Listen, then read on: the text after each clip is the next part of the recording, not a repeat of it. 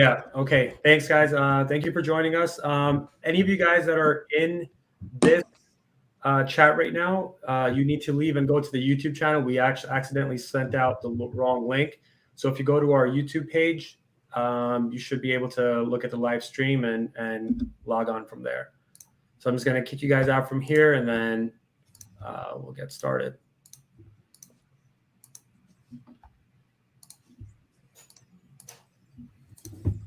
All right.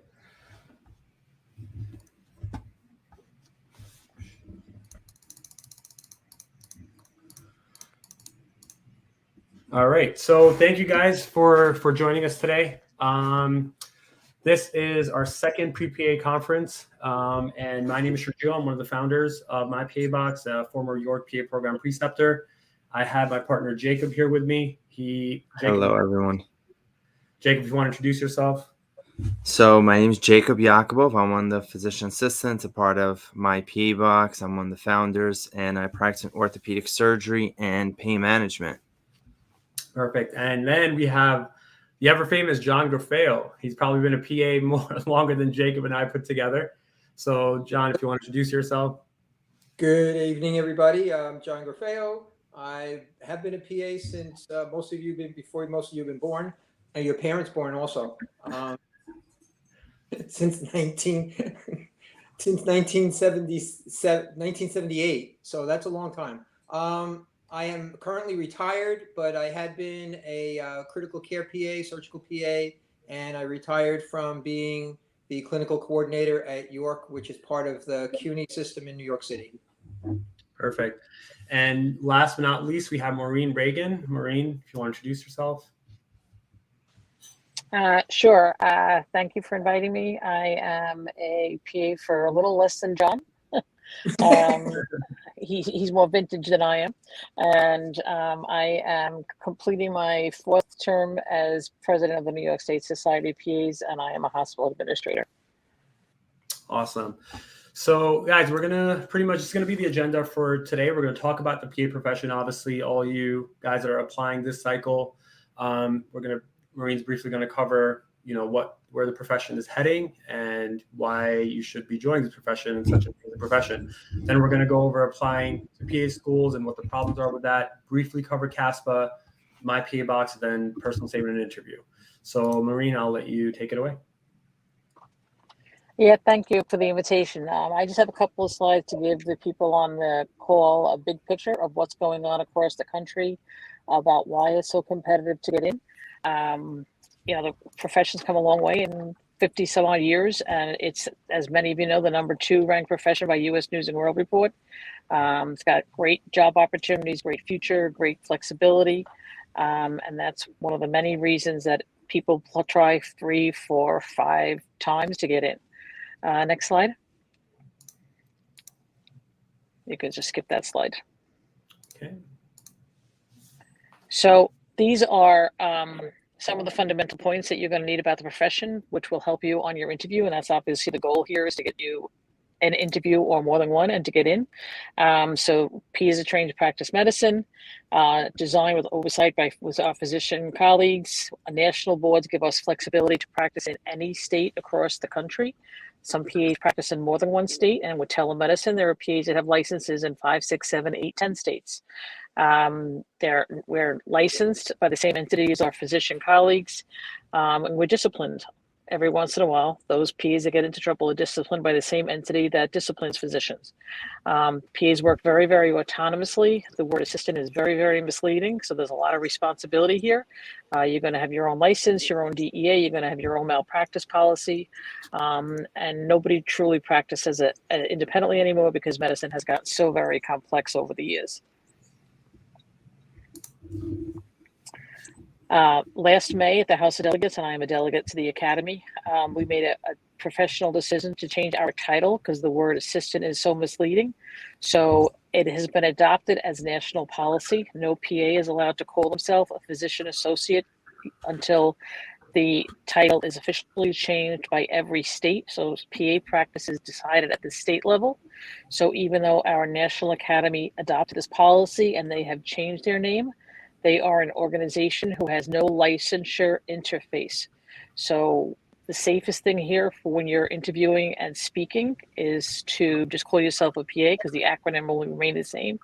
But you can certainly talk about this piece of information in the interview process to know that you're engaged in the advocacy initiatives that are going on within the profession.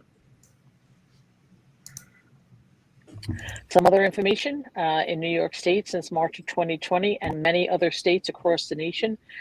Due to the pandemic, many governors had to issue executive orders setting aside the requirement for a supervising position for a PA. And that speaks to the autonomous nature by which we practice. In New York, this executive order is still in effect. So how do we succeed? Do exactly what you're doing. Get educated, get in, and then stay involved. So everybody needs to get involved and understand about what they do. Many states, certainly New York, has opportunities for pre-PAs to be members of the organization, where you get a lot of knowledge about the profession that will help you to get on your interviews and help you to know exactly the opportunities that lie within the profession that you're applying to. I'm going to turn it back to my colleagues. All right, Jacob, you want to take it from here? I can dive into this. So one of the things that I want to address, and we're going to try to address during this pre-P conference, is obviously what we think is the biggest issue with applying to PA school. And it's not necessarily applying to PA school, it's just the dynamic of what applying to PA school is. Every school in the country is unique. Every school in the country is different, and they all require different requirements to get accepted. So with that being said, it's difficult to apply to many schools without doing your research. So once you've done your research, if the problem doesn't become a problem, it's actually easier to apply at that point. So that's my biggest concern to all of you guys as pre-PAs, is making sure you guys are applying to schools that you know what the prerequisites and the criteria are when you're applying to them. Because if you're doing this last minute, you're going to end up wasting or spending another semester or two to catch up on maybe the 5th or the 6th or the 7th school that you want to apply to, that you might be missing a criteria or two, like a prerequisite or two. So keep that in mind. Research, I kind of addressed this earlier, but research is the most important when it comes down to understanding what each school's requirements are. Some schools accept standardized testing. Some states actually want standardized testing to be a part of their pre-PA application. Other states just in bulk don't really care about standardized testing. I'll give you guys an example. Looking over some schools when we updated the programs last year, many schools wanted the Casper, which is the personality test, versus this year, a lot of those same schools that required it actually dropped it as a requirement and isn't even a recommendation anymore. Now, why that is, I have no idea, but if I was to take a guess, I would assume they realize that it doesn't really play a significant role in telling how well you're going to succeed in the actual program. So keep that in mind. That's one of the differences in the research that you guys are going to find about school to school. So make sure you use the program website to double check the information, because that information does change.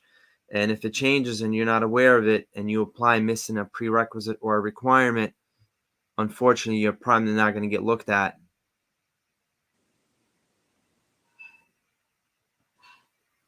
So with websites, I want you guys to understand one thing. They are the most accurate resource you can have about a particular school. However, this is a big however, do not think that websites don't have mistakes. They absolutely do have mistakes.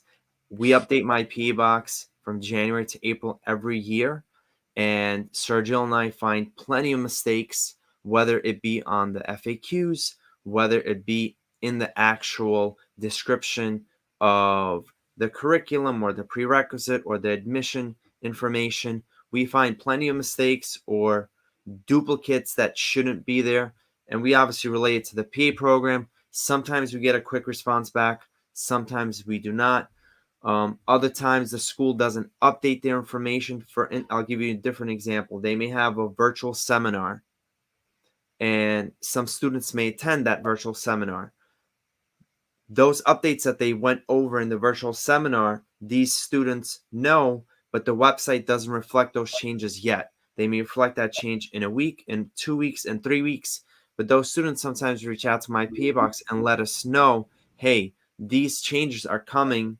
We just want to let you know so you can update on the website. We obviously go and find that out and confirm that from the school and before we actually update it, because again, our biggest and most accurate resource for us as well is the website. But do not think that websites do not come with don't come with mistakes. They do. Even though they're rare, they could cost you your admission that cycle. So please, every once in a while, do go back on those schools that you are really adamant about applying to and making sure that you fulfilled all their requirements and nothing changed along the way before you submit to Caspa.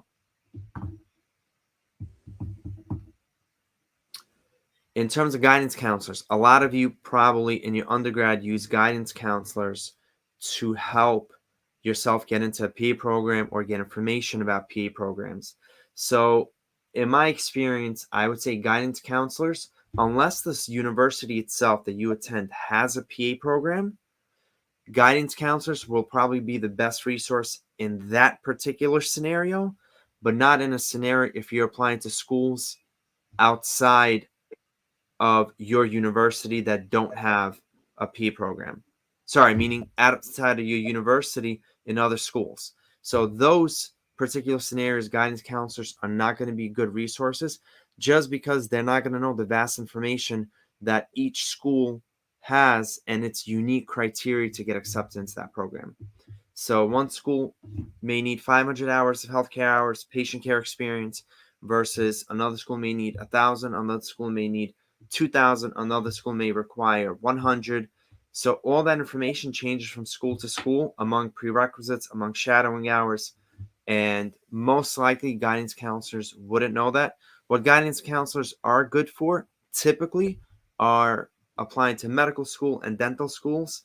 Those programs are pretty much black and white in terms of their requirements. They don't really change from school to school versus PA school. All the requirements are different from school to school. So when you organize your information, I'm pretty sure you guys all still use Excel sheets. So, or a notebook or another form of way to organize yourself. So that's all great. However, it requires a lot of time. It requires a lot of research. It does not prevent you guys from making errors. I'm pretty sure if you're going to create an Excel sheet, not everyone, but many people will make a mistake or two, especially if you're going to be applying to 5 or more schools. An average applicant today is probably applying to anywhere between 5 to 10 schools in a cycle. So that's a lot. That's a lot of research that you must do and to make sure that information is accurate. So keep in mind, organizing this information is not simple. It's doable, but the reason we created myPAbox is so you can spend more time on making yourself a better applicant by getting more healthcare hours or improving your personal statement when it comes down to actually submitting it, or improving your interview skills versus researching this information. Now, that's not to say that you should use myPAbox and not look at the program's website at all. On the contrary, I encourage you guys to use myPAbox and their website, but to organize the information in a easy and systematic way where the information is in front of you. Definitely try out myPAbox compared to Excel sheet and notebooks, because it throws back information at you and tells you what you're ready for, what you're not ready for. There's a lot that it can offer. Yeah, and once we kind of go through that, you guys will definitely see, what Jacob was highlighting. Those that are new to PAbox, but those that have kind of seen it will know what we're talking about. Right. And the other point that I want to bring up is literally we had someone send us a message saying that the information for one of the programs that we had on myPAbox was inaccurate, where actually when I did a screen share with her, the link that she had saved for the information was for a different program. So there could be one program that has multiple campuses, and those campuses can have complete different requirements. Yes. So, and she made the mistake, and she would have applied with different requirements or gotten rejected from that program, you know, just because she had the wrong link saved to that particular campus. So something definitely to kind of keep in mind. It was Bethel University, if I'm not mistaken. They have two campuses. So somebody asked from our YouTube chat, would you recommend asking to meet with admission counselors one-on-one? Are letters of interest effective? John, do you want to shed light on that? No. No. I don't think that's an appropriate thing to do. Some programs will have open houses where you can go and ask information, but reaching out to faculty, you know, they're full-time teaching, researching, and doing all the other requirements that are part of a university. So I think it's a nice idea, but I don't think it's practical for the university to have to do with that. Research and see if there's an open house.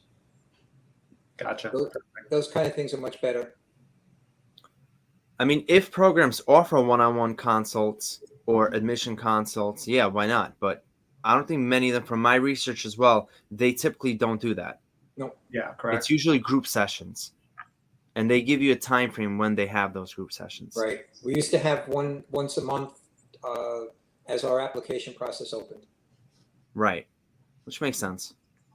Which not even the faculty was at. It was one of our administrators that did it. Not even the clinical faculty. So. Gotcha. All right. You can move on to the next slide. So now we talk about Caspa. So Caspa basically is the centralized place where you're going to submit all your information and apply to the PA programs that are participating in Caspa. 95 to 99% of the programs or 95, I would say, are Caspa participants. And there are certain quirks that go with when a program is a Caspa participant, which we'll get to in a second. So quickly, I'm going to share my screen so this way you guys can go over Caspa. Caspa is your best friend for the cycle that you guys are applying to. So get to know it well. You guys are going to be on it for a while. There's a lot of information to fill out on it. School to school, it varies. Can you guys see my screen? Yes. All right, perfect. So there are four big components to Caspa. One is going to be your personal information, which is self-explanatory. They're going to ask you your citizenship information, your contact information, your race and ethnicity. Can I elaborate on one thing? Go So ahead. in terms of your citizenship information, so I'm going to touch on one point, which is international students and DACA and all of that information. So please understand that most U.S. schools, even if they accept international students, what do they mean by that? They usually mean that they will accept foreign degrees, but they usually do not accept prerequisites, foreign degrees, foreign credits to satisfy the prerequisites to get accepted into the program. Meaning they want you to take all prerequisites in U.S. schools, not necessarily get an undergraduate degree in a U.S. school. That they will probably qualify your foreign degree for that criteria. But all prerequisites usually must be taken in U.S. schools. So keep that in mind. Even though they accept international students or foreign degrees, they do not accept them to fulfill their prerequisite requirements. This is on most of the programs, so please do your research and don't get confused with that, because we get a lot of questions asked by that all the time, and it's a repetitive question and one that I kind of wanted to address when you hit that point. So thank you. Yeah, awesome. So as you guys can see, this part of Caspa, it's self-explanatory. There's really no science behind it. You fill out this information. They will use this to kind of calculate, look at the demographics of the students that are applying, things like that. So, fill out what you can, whatever is an asterisk that indicates a required field. That's something that you would have to fill out, which you could see a lot of this is not. Next section of Caspa is going to be your academic history. Now, in here, you would enter in the high schools that you attended, the colleges, and you enter your transcripts and the exams. So for under the college, you would add your university that you're currently going to. So I've already added Rutgers here. Once you add your colleges, for each and every single university that you attended to, you have to input the courses, the credits, and the grade that you have received. And we'll kind of go over why that's important. So for example, I'll do a sample one real quick. You would add your semester. So you do summer. Say we did it in 2016, did it in my junior year, and this was completed. Once you've added the semester, you add a course. So you have to know your course number. So this is why getting an unofficial transcript copy for yourself would probably be beneficial. So this way you could enter it, right? So we'll do this. Let's do chemistry. And then you have to associate every single course with a Caspa category. And we'll show you how we made this easier to navigate. There is a link for Caspa where it tells you what course will fall under that category or subject category, which you can kind of open up and see. But for example, you would put that in, you put the amount of credits, and then the grade that you got. You would have to do that for every semester, every single course. Once that is entered, at that point, Caspa would verify that information once you submit your application. Next, let's just save it. All right, so next section is your standardized exams. This is where you're going to add in your GRE, your PA-CAT, whichever other exam that you've taken. Some programs will accept the MCAT instead of the GRE. So you can select that if you've taken that, if you're switching routes from MCAT to PA. And you could submit it from there. Next section is and I know I'm going through this very quick because we'll go into a little bit more detail about it when we go over myPAbox. Next section is your evaluations. This is where you're going to create a letter recommendation request. So what happens is, right now Caspa is closed, so I cannot submit it. But as soon as Caspa opens up, there will be a button here allowing that you'd be able to click. You would fill in the information for the person that is going to be writing your letter recommendation. Caspa will send them a link, which they would create an account and they would upload your letter recommendation directly to it. You are allowed to put maximum 5 letter recommendations. The letter recommendations are very dependent on the PA school, and which we'll go over once we go over myPAbox. This is a section for your experiences. When you add an experience, you can add all these different types of experiences here. So whether it was patient care, healthcare experience, volunteer. So just giving you heads up, Sergio, the choices from the tabs we can't see them, unfortunately. Interesting. Okay. All right. So pretty much a big deal. Just So thank you for pointing that out. Yeah. So these tabs basically this is where you identify the type of experience you've gotten. So whether it's patient care, healthcare experience, you have to fill out all this information, your supervisor's information as well, what your experience dates were, and the description. A lot of the questions we get asked is, should this be in bullet point format or in a paragraph? It doesn't matter. It really depends, as long as you're able to articulate what your role was in that particular position. So this way the program can then determine whether they will categorize that experience as patient care or does it meet their healthcare experience requirement. Right. Every school is dependent. Every school is different. So for example, some programs will accept scribing as patient care where others don't. If even one of your programs accepts scribing as patient care experience, you categorize it as patient care. Because if the other programs are not going to accept it, only one is, then you want to categorize it as that particular type of experience that you're trying to go for. Can I give you an example? So I was actually updating a few schools today, and I noticed that one of the schools actually it was Turo College of California, identified that they gave examples of what they consider to be patient care experience versus healthcare experience. And Caspa gives you guys a general description of it, even though each school has it doesn't necessarily correlate with each school's identification of patient care and healthcare experience. The point of why I bring this up is they specifically said MA experience on that website, and schools that said on Caspa, MA experience is generalized under healthcare experience, not on the patient care experience, where that particular school stated that we accept MA medical assistant experience as patient care experience, even though CASPA defines it as healthcare experience. So this is to the point that Sir Jill is making. Every school is different in this regard. One school may look at scribing as healthcare experience versus the other school looks at it as patient care experience.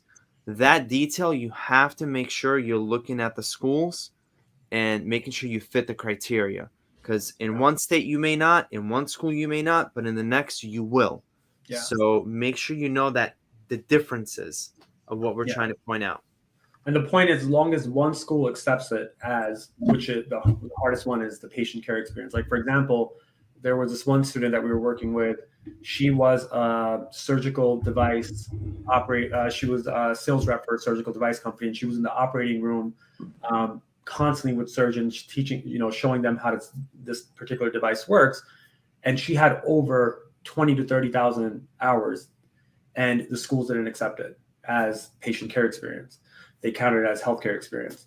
It's very important for, while you guys are doing your experiences, to contact, so I was mentoring a couple of students that are where I work at right now at the urgent care, where I told them, even though you're a year or two out of applying, contact the programs now and confirm with them, will you accept this as patient care or is this healthcare? So this way, if they do require patient care, you're not scrambling at that time of when you have to apply or taking a gap year if you don't want to, which is nothing wrong with taking a gap year, to get those hours in. So again, do this research early on and at least have a general idea which program you're going to apply to. Right. At that point, you make an educated kind of decision. Do you want to apply to that school based on what you've accomplished thus far? Right. Or are you going to change gear? So next thing is your achievement. This is, so that I know you guys can't see the drop downs, but this is where you could put in your awards, honors, scholarships, publications. Again, description for that could be either in bullet or in paragraph format. Same thing with license and certifications. So you could either put your certification like BLS, ALS, which certain programs will require, particularly before you matriculate. But you could input that here if you have it. It definitely looks good during your cycle. This is where your personal statement goes. So you notice over here, as I'm typing, there is a minimum character count. Now, what a character count is, if I put in a space, you notice here, I'm putting spaces, but that character is going up. You have a minimum of 5,000 characters. Maximum. Also, maximum. Sorry. It's maximum, Sergio. You said minimum. Oh, sorry, maximum. Thank you, John. To input that. So that's very important when you guys are formulating your personal statement. Next section is for membership. So this is where you could, if you have any professional memberships, like for example, what Maureen was talking about, if you were part of NISPA or your local state PA society, this is where you would want to input that. Looks very good. These are the little things, guys, which will make you stand out. A lot of the questions we got in that Google form was, how do I stand out as an applicant? This is the way that you do it. Join your state bodies. Do these certain extracurricular things that will make you stand out from the next person that's applying as well. So I'll give you another insight why to join state bodies. Maureen is a big advocate of that, and she brought up some good points to me and other people that she speaks to. Is joining a state body lets you guys be informed of the current issues that are in that state in terms of your ability to practice, and you'll get to learn that early on. And number two, you'll also get to learn what that particular state is doing to combat those issues or to improve those circumstances compared to other professions and etc. So keep that in mind. And that's very important. For example, certain states will allow you to open your own practice as a PA as long as you have a supervising physician, whereas certain states won't. So there are certain Facebook groups where PA entrepreneurs, where they're opening up their own urgent care clinics and things like that in certain states. So that's very important to know, especially when you get to your interview process, when they ask you, do you know what a PA does? Or they can even ask you, do you know what the state laws are for the particular state that, it's up to them. They could ask you all that. Right. So next section is your program material. This we probably won't be able to view. Maybe we can. So now this information, certain programs will have this on Caspa, others will not. So for example, they have certain questions regarding the military, They have certain prerequisites here that they have entered. Now, again, this is not the most reliable source to look at this information. It is going to be the program's website, which Jacob spoke about. So do not rely on Caspa for looking at the prerequisites and healthcare experience, things like that. And let's go.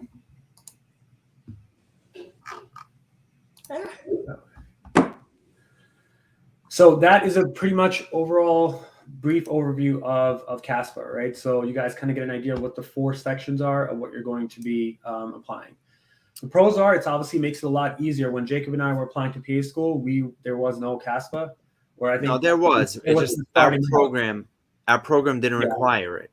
It was just like the PA-CAT, which I'm sure you guys have heard of. A lot of programs weren't part of Caspa when we were applying about 10, 11 years ago, versus now where majority of them are. So it's easier for you to submit your application versus sending out your transcripts to every single program, making 20 copies of your letter of recommendations to send them out. So it's a nice hub. What it's not good for is for you to keep track of all your information. The only thing that carries over cycle to cycle is going to be, well, everything besides, I believe, your letter of recommendations and your personal statement. We have known people that have lost their information from when the cycle goes from one cycle to another, because you have to merge all that data to the new cycle, and things can happen during a merge. The other thing is it's not the most accurate place to look at what the requirements are for the program, right? And then obviously the Caspa GPA calculation, which we'll get into. The solution is myPAbox, so what we like to think. So that's something that Jacob and I created about 3 years ago, and we'll quickly go over that. This way you guys can kind of see what myPAbox does and how it can help you. So one of the things that, can I just get on one point? So one of the things that Sergio didn't go over yet is Caspa and the fees. So the fees for Caspa for your first school is going to be about $180 to start your application and to submit for one school. Each additional school is going to cost you guys $55. So if you're applying to 5 or if you're applying to 10 schools, it's going to cost you over $500 to apply to those schools. That is just Caspa fees. That's not supplemental fees that many schools do have. And and supplemental fees are anywhere between $50 plus. So keep that in mind.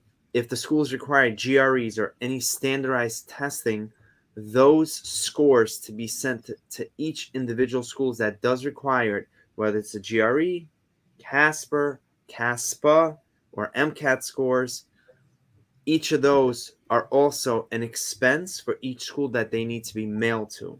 And same thing for the TOEFL, which is an English proficiency test, if English is your second language. So the reason I'm bringing this up is applying to PA school is costly. Not only from a time perspective, but from a financial perspective.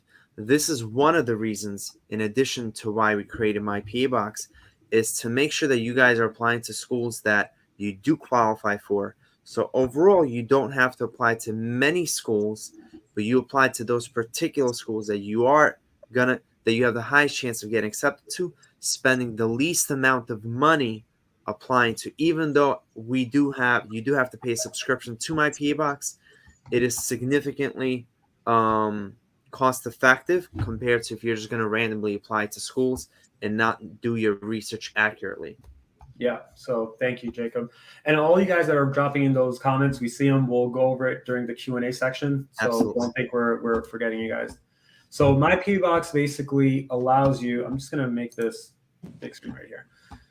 So we're going to start with the school match. So one of the main factors that helps students is the school match, right? So for example, if I was looking at schools in California, let's do Michigan, Missouri, New York, New Jersey, and New York, right? So you notice here, there's 58 programs that I match up with.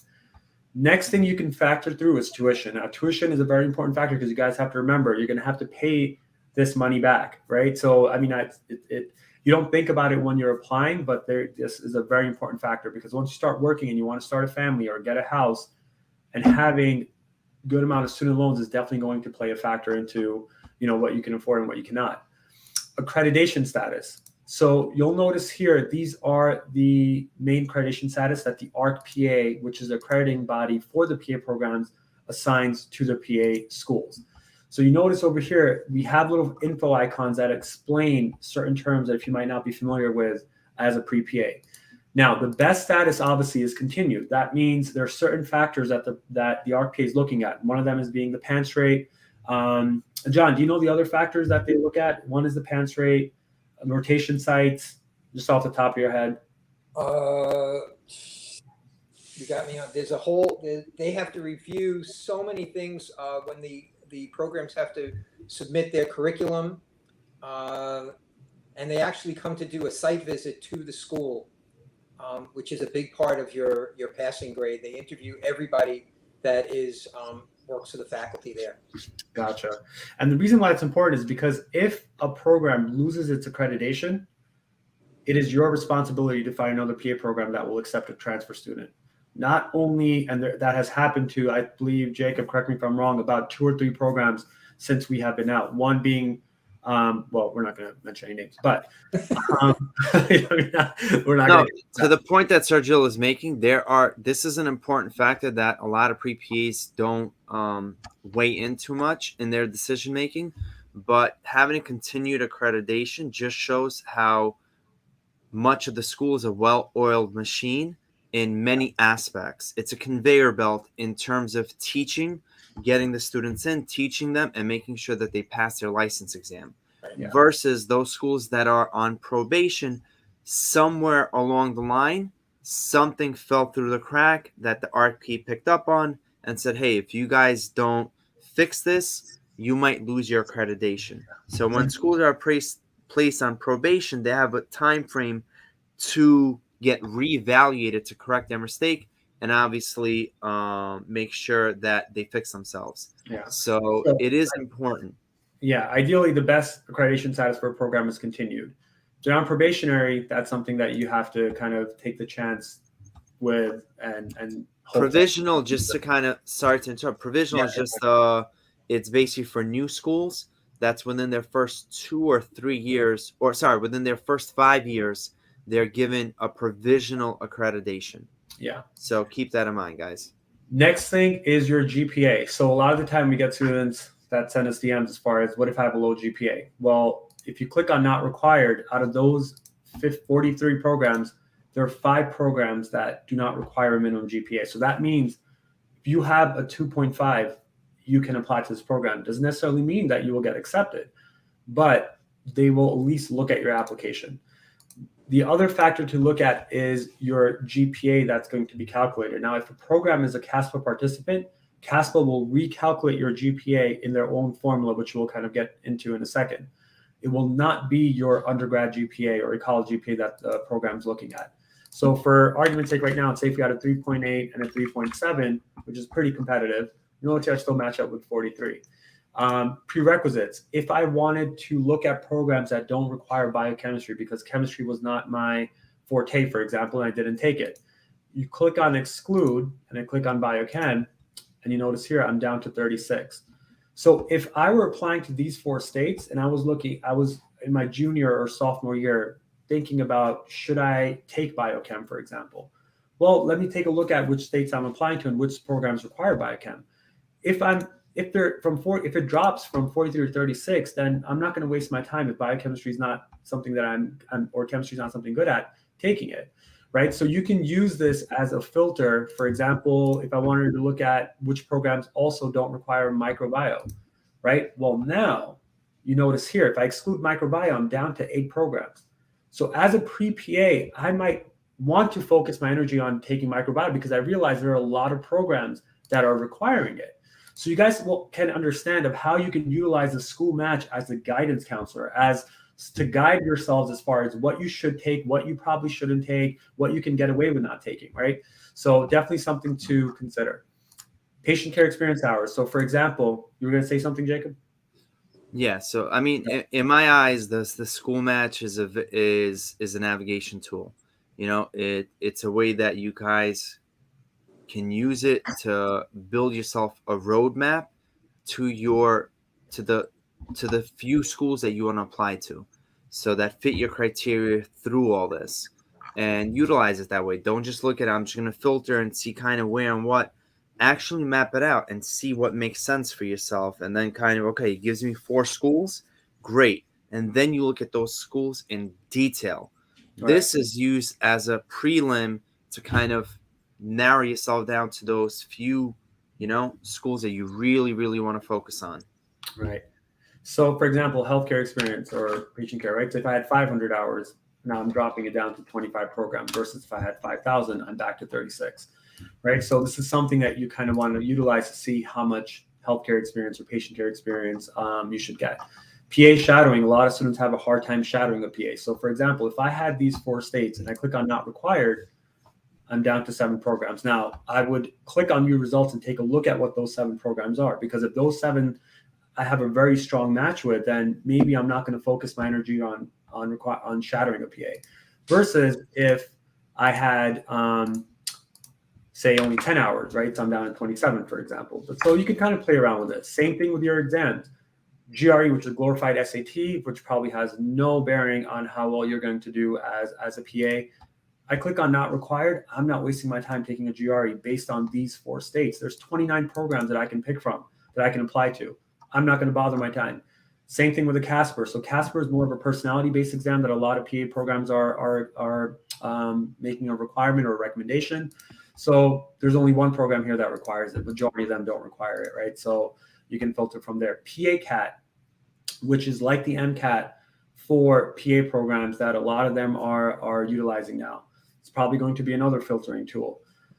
So there's 0 schools in these states that require it. A lot of states, for example, I know Florida being one of them, majority of the PA programs in Florida do require it. So you have to kind of see whether that's something that you're going to have to study for or not. Right. Program details. So rolling admission, Cadaver Lab, you can filter through all these factors and take a look at, what criteria here you want to look at. If you want to live on campus, there's 13 programs that offer that versus if you were to get on off-campus housing, things like that. Application deadlines. So this is more utilized for people that are later in the cycle. So for example, if you didn't hear back from a program by January and you still want to look at programs that, you can still submit your application to that are still open, that's where you could use this filter. Now you click on view results, you'll notice here I match up with 29 PA programs here now, which are here, right? So these are all the programs I match up with in that criteria, but there's 19 that the algorithm recommends. There's certain programs that are recommended and certain programs that are highly recommended. So if we're looking, let's take a look at one of these programs. So if we click on Alby Medical, the first thing you guys will notice is the report button. If you notice any error on any of this information, whether the tuition is wrong by $1, report it to us. The way that I put it to students is this is like Waze. If nobody reports that cop that's hiding or that, accident. Or that accident or something on the road, Waze does not work. Waze is a crowdsourced platform, and we want myPAbox to be the same thing. Jacob, hats off to him. It's his responsibility every year before Caspa opens to go through the 300 and what is it now, 13 programs? 14, and visit every single program's website and look at all this information and update it. But we want you guys to be our eyes and ears, because it's instead of just us doing it, we have a big community of students that are utilizing this platform, do it, and it'll just make this platform so much more accurate. Next thing you'll notice is a save. So if I was interested in a program, I'll show you in a second. You can call the program if you're on your cell phone. You can email them, get the program's address, as well as visit the program's website. Now I'm going to quickly show you guys here just to kind of get an idea. If I click on admissions for this program, you'll see how this information is laid out. Like we can't see your other link. Oh, sorry. Hold on. Let me share my.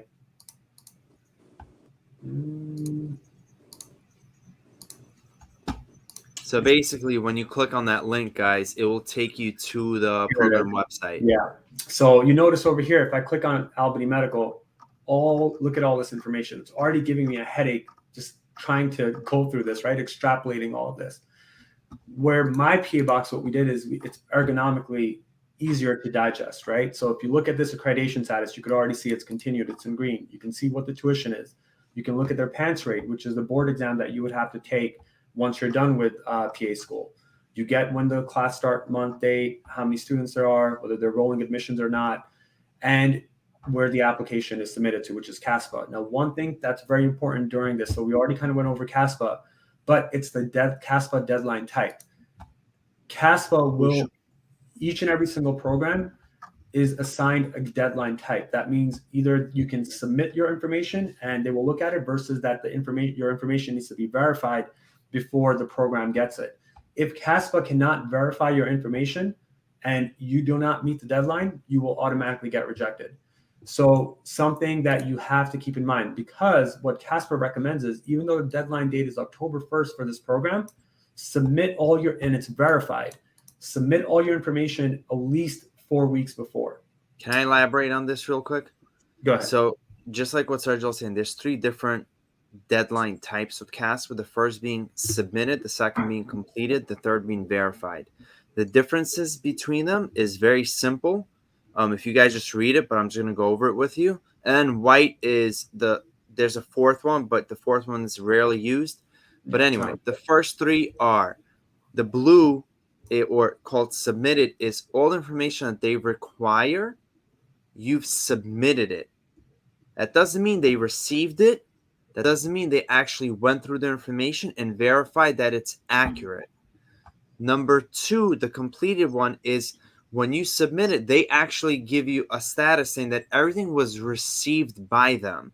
All your transcripts, all your letter recommendations was actually physically received by them.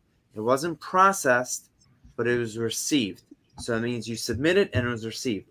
The third is when you submitted it, they received it, and they verified the information. So make sure you guys are keeping track of that, because each school has its own, and I think you guys are all kind of like wrapping your heads around of why applying to PA school is hard, or harder than all the other programs or other like kind of professions, is just because this vast information from school to school is different. Yeah. So make sure that you guys, whatever schools you choose to apply to, you know their deadline types. Correct. And then you'll have the mission statement regarding the program here. Next thing you'll notice is the requirements. So majority of the programs, you need a bachelor's degree to apply. Right. Next thing, now this particular program, a minimum GPA is not required. The average GPA, the average GPA they accept is 3.6 and 3.63 overall in science. So definitely something to look at. So if you apply with a 2.5, they will look at your application, but will you necessarily, is it a competitive GPA?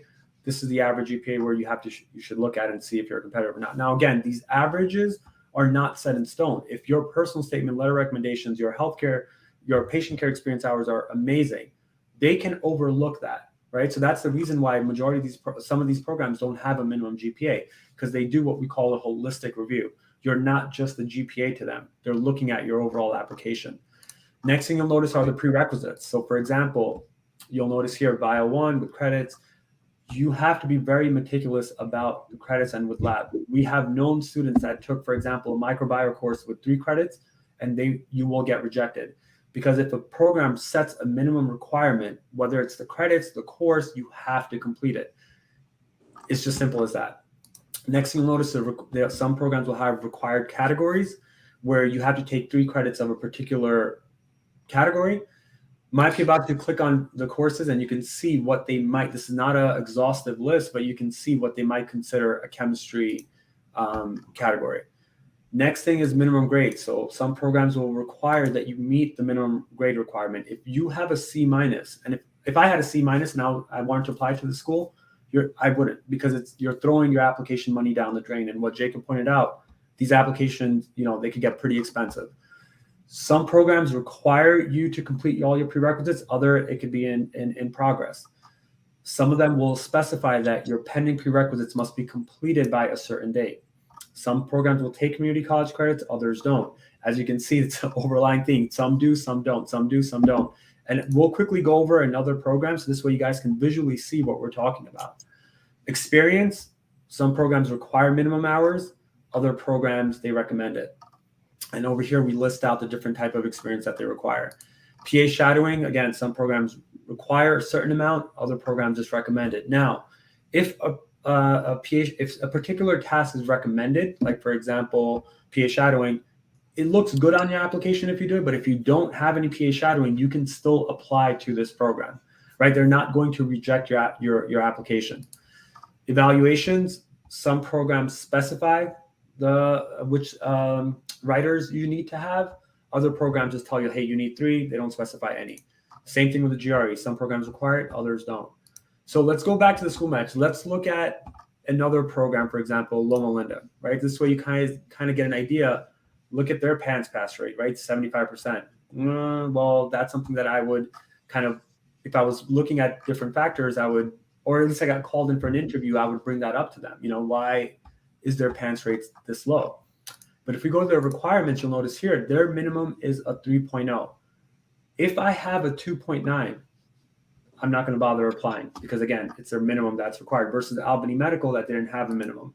If we look at their prerequisites, you'll notice here, they don't specify minimum credits. That means whether I have a 3-credit microbiome or if I have a 4-credit microbiome, as long as it's with lab, they will accept it. Right. Some programs have either optional courses where you could take either one of them. And for this particular program, you could already see completely different from Albany Medical. And they also have recommended courses. Now, recommended prerequisites, you don't necessarily have to complete, but if Loma Linda was one of my top 3s, I would make sure I at least have 2 of these 3 recommended courses to stand out as an applicant.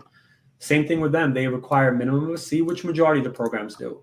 And they basically, science prerequisites must be completed within 10 years. For their pending prerequisites, maximum 1 science prerequisite can be pending, maximum 1 non-science can be pending, and all prerequisites must be completed by spring semester. Now you guys kind of get an idea. If we look at 10 different programs, they're going to have 10 different requirements.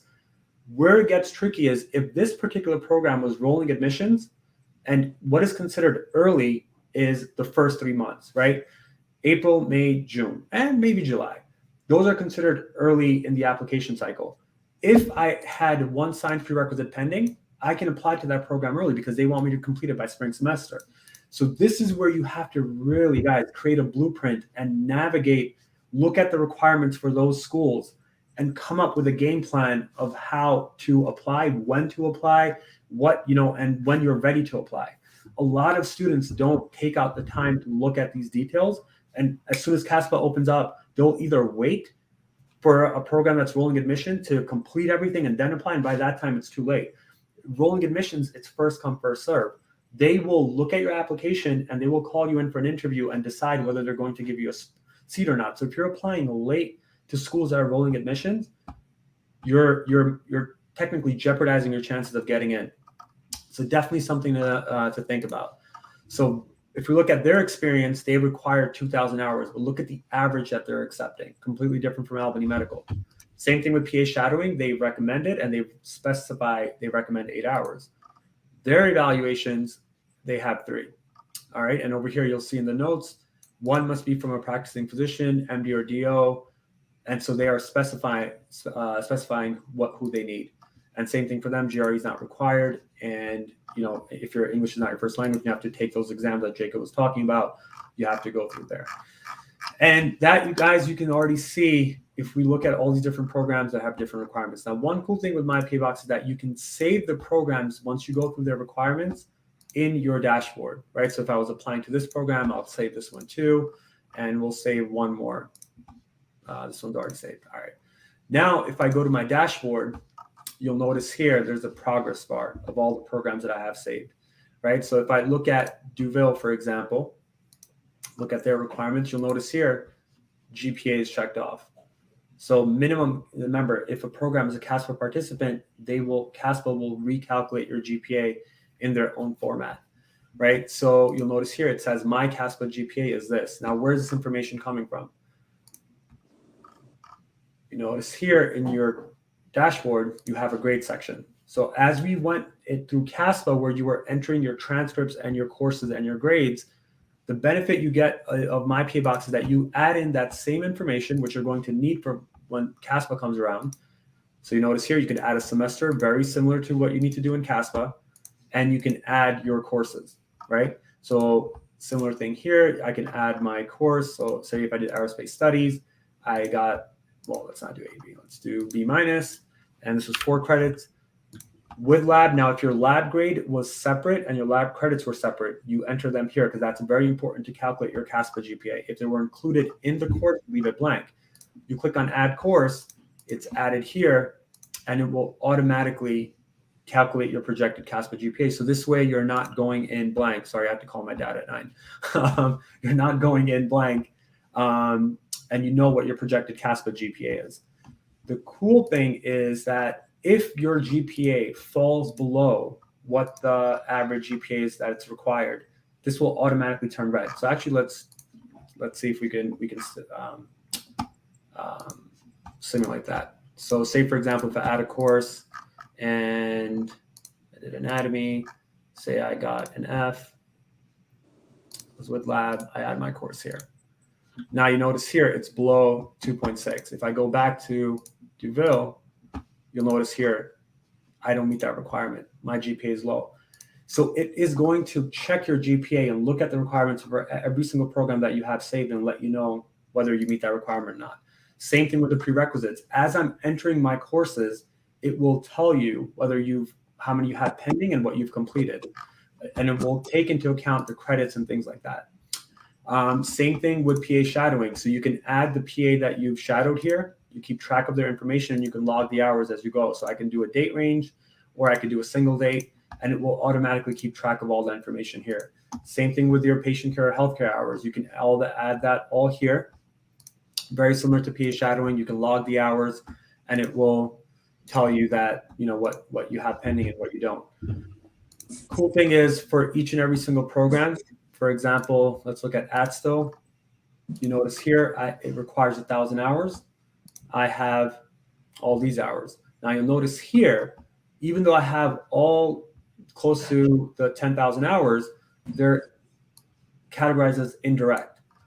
This particular program does not take indirect. So I still have to complete 830 hours. So that is the cool thing with myPAbox as well, that it will automatically look at the different requirements for each program that you have saved and let you know what is still pending and what is completed. Same thing with evaluation. So for example, if I was getting a letter of recommendation from John, I could fill out his information here, which again, you're going to need this for Caspa. A lot of students ask us, you know, why should I utilize myPAbox and when I should utilize it? Utilize it as soon as you decide or you want to become a PA, because as you're doing your research, you can start keeping track of this information. And by the time when it comes for Caspa to open up, you have everything organized. You literally have 2 screens open. I have all this information that I already need, right? I have his phone number. I have his email. I can input this directly, copy and paste it into Caspa. Same thing with the exams. I can add in the different exams that I need and input that here. Once you've completed all the requirements in your dashboard, this progress bar will turn to green, and that means you're ready to apply to that program. And once Caspa opens up, you submit your application. Once you've submitted it, you can change this status of the program that you are ready to apply. You applied to it. You got called in for an interview, things like that. And that's where the benefit of myPAbox comes in. We do have, let me stop sharing my screen real quick.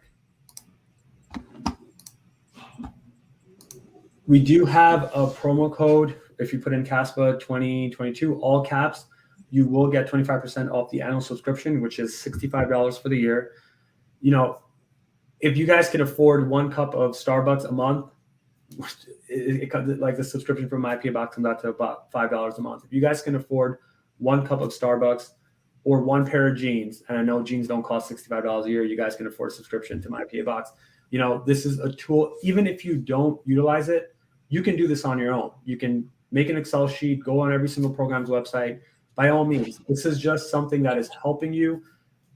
It's a tool, and that's all it is. If you feel like it's giving you convenience for after everything that we've showed you, please go sign up, subscribe, and utilize it. And we guarantee you'll be able to pick your schools and narrow them down to the ones that you definitely have a higher chance of getting accepted to. At the end of the day, I'm just going to elaborate on one other point. At the end of the day, the point of why we put this together, this presentation and everything, there's a lot of variables that come into play when it comes down to applying to PA school. myPAbox utilizes all those variables, all the things that you have on your transcripts, all your grades, patient care hours, etc., puts it all in one place, and then spits back the information to you in a way that you'll be able to kind of, again, map out in a visual way that you'll see, hey, I'm a good candidate for this school. I'm a good candidate for that school. If you feel like you can create an Excel sheet or a notebook and write down a note section in an efficient way, then honestly, there's no point of using myPAbox.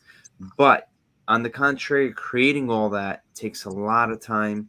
Making sure that's error-proof takes effort. And we just did this in hopes that more students will keep money in their pocket, save money in their pocket, and kind of utilize it for different things outside of just applying to schools that they're going to waste application money on. So utilize it to your advantage if you guys see the benefit of it.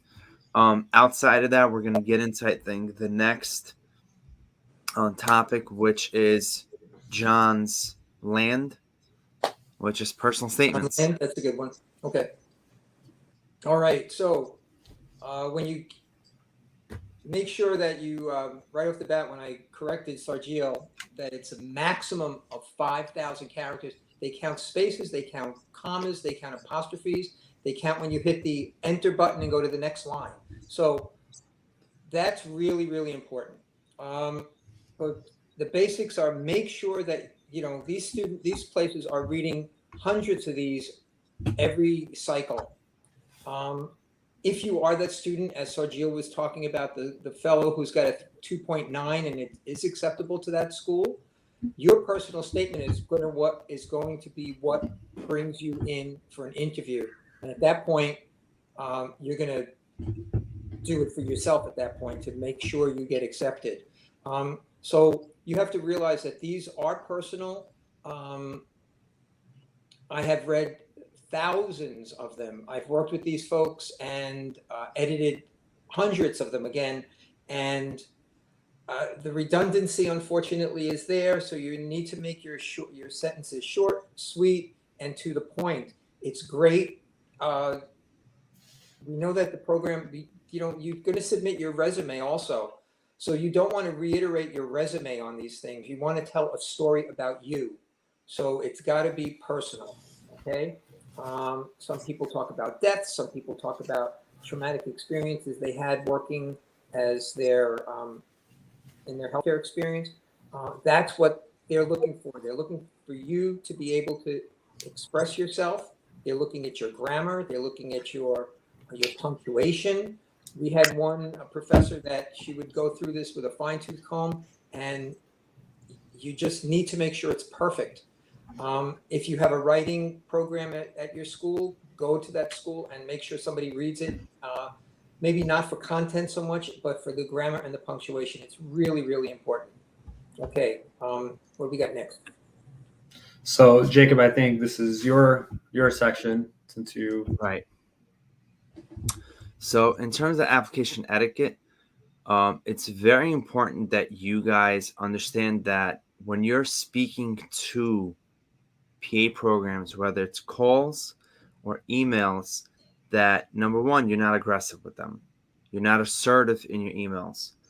Be professional. I know sometimes you may not want to come off as assertive, but always reread those emails and make sure that you are speaking in a professional tone and manner to the person across from you, because again, they read many emails asking the same repetitive questions that probably you guys are going to ask them over again. Number no two, abbreviations, Jacob. And, no. and listen, John, if you have any other etiquette info that you want to jump in and kind of relate to the previous, I remember reading stuff that would come through, and I'm like, well, this guy's not coming to my school. makes sense. And Southern California, and we did this presentation with Southern California last year, and they said the same thing. You know, like they look at these emails and they're like, we're not accepting this person if they apply, and they'll know your email. You have to put it into Caspa, you know. So understand a couple other points that I'm going to address. We all live in a social media world today, and many of us that are applying to PA schools do have social media profiles. Do not think that these schools will not look or find your social media profiles. They do, because again, you are trying to present yourself with your best foot forward first. They are trying to learn the backstory of you, and usually social media profiles tell a lot more about you than a personal statement will and a GPA can. So they want to see that. So don't think that if you guys are emailing them or just make sure when you're speaking to them and you're professional in your social media platforms and etc., show that about yourself as well. They do look at that, even though you guys think you may hide it in a clever way.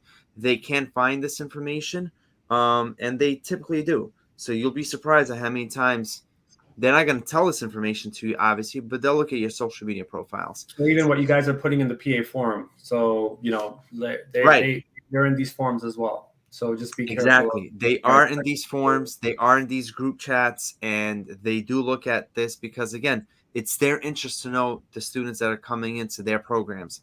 Because at the end of the day, you are representing them throughout your whole career. It's not just the 2-3 years that you're in the program. So another thing I want to address is junk emails. Make sure you guys are flipping through your junk emails, even though it's very annoying. I understand that. I get thousands of junk emails all the time. But again, I'm not applying to PA school anymore, so I can just delete them unless I know I'm looking for something very important. A lot of times they will send you an email inviting you for an interview, or do you accept our letter of invitation or our letter of acceptance of you into the program? If you don't respond within the time frame that they give you because it wants you a junk mail, unfortunately, you're not going to get accepted to the program. You have to relay that, yes, I want to go there, and 2, that you have to submit your deposit so to hold the seat for you.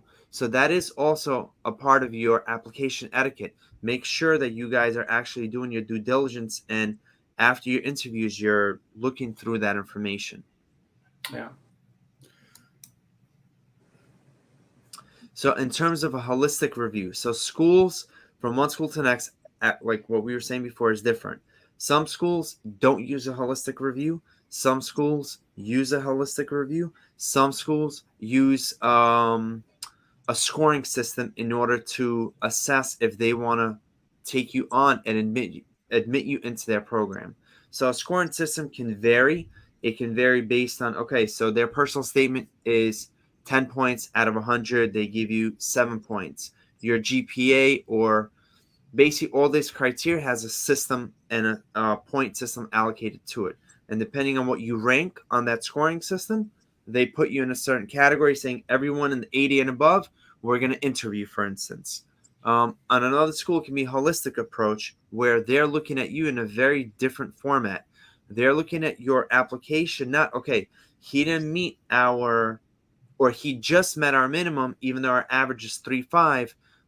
They look at you as the whole instead of the sum of its parts, meaning they don't look at just your GPA.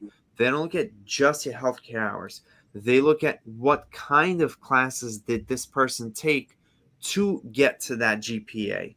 They also look at what kind of hours or patient care experiences they actually acquired for those patient care hours versus somebody that can have 10,000 hours that are simpler to get. So all I'm saying to you is there's different types of reviews and how they assess whether they want to accept you or not. So keep that in mind, guys. All right, John. Well, should we talk? Okay, so what I usually do is I introduce myself. I'm John Graffeo. I've been a PA for such and such a time. These are the things I have done in my career, from being the clinical supervisor in a vascular service at a regional hospital, to managing a cath lab, to being on a critical care service. The students want to know that so that they can relate to you. So that's the introduction from myself. As the faculty member, I will have your file in front of me so I know who you are. And I've obviously read it. So I've read your personal statement. I've read your letters of recommendation. I've seen your transcript. and I may have a certain list of questions, but I, as a faculty, can go off my exact questions. So be prepared for ad-libbing it as you go along here.